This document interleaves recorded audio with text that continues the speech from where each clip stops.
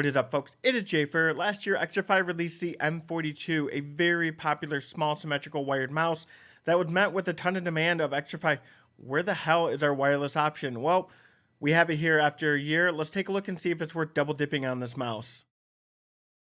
If you want a more in-depth review of the shape and grip and my overall gameplay experience with the M42, with it being the same mouse essentially, I'm not going to go ahead and repeat all that with this. I would just recommend that you take a look at the video up here on my initial review. Coming in at 99 USD, the M42 wireless is more than simply Xtrfy just cutting the cord on the mouse from a year ago. It's a small symmetrical wireless mouse coming in at 118 millimeters long, 38 millimeters high, and 56 millimeters at that grip, weighing only 69 grams. They have it listed as 67 on the box. It's roughly 10 grams heavier than the wired version. We've got the Pixart 3370 sensor, packing some great battery life up to 75 hours with no RGB, and your typical pinpoint sensor reading. Gone are the Omron 20 million switches. In place are the KLGM 8.0, the new standard in switches, a much improved upgrade. I've always loved the tension on these firm, snappy guys, and it's perfect. Side buttons are great, quiet, and responsive. The scroll wheel is super comfy to use with smooth, tactile steps. Initiating mouse 3 is firm, but not harsh or laboring to press in.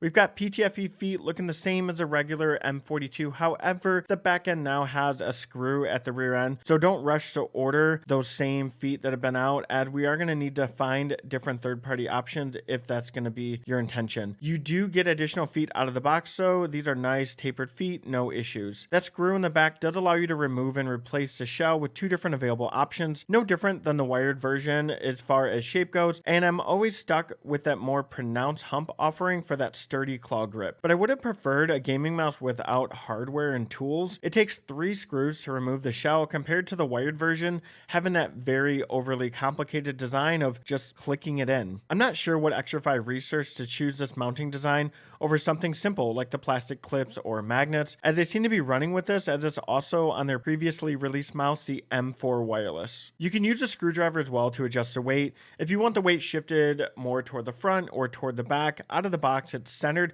with some arrow indicators. There's no right or wrong in how you adjust the weight, it's all personal preference, so you'll have to play around with the weight and see what benefits you in any way. As for me, it didn't do a damn thing. The build quality is really good on this. There's no flexing, no creaking in any way, especially with it having such removable parts. Although I will say there is a ton of pre-travel on mouse 1 and 2 on my copy. I don't know if that's going to be standard on all the mice, but it is pretty noticeable on mine. We've got USB-C charging with a flexible charging cable. Xtrfy claims again we have 75 hours of battery life on a single charge with no RGB. There is no software, and the RGB has been altered with the absence of the RGB strip going across the sides and front from the original version. Of course, that's going to save on battery life and the overall weight. Now, I mained the M42 for a long time, and one of my big complaints I had with it were the cutouts on the side, as with all Xtrfy mice, so I ended up having to add grip tape to my wired version.